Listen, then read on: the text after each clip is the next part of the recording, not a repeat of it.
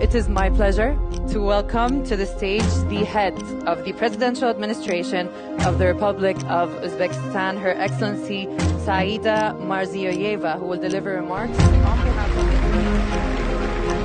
the... Dear friends, I'm deeply honored to be part of this important majlis.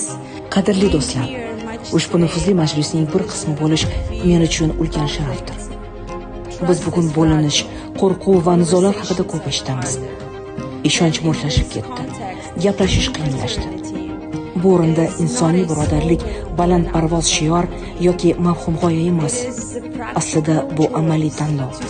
Insonlarni toifa yoki yorliq sifatida emas, balki inson sifatida ko'rish va bir-biriga nima bo'layotgani haqida qayg'urish demakdir.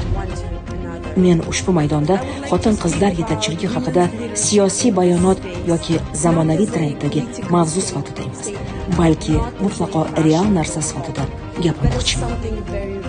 Kuchli jamiyatlar nafaqat qonunlarga, balki insonlar o'rtasidagi o'zaro ishonchga ham asoslanadi.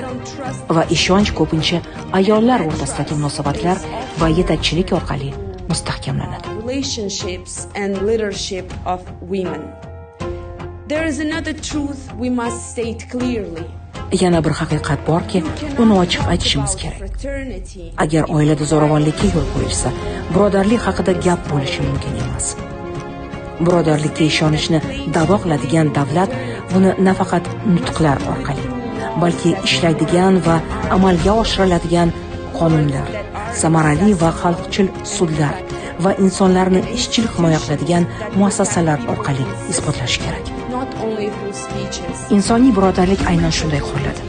Sokinlik va tom ma'noda kimga ishonib, kimning ovozini eshitib, kimnidir hech qachon chetga surib qo'ymaslik orqali shakllanadi.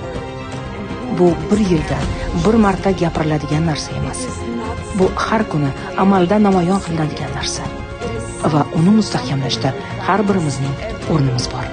And each of us has a role in shaping it. Thank you.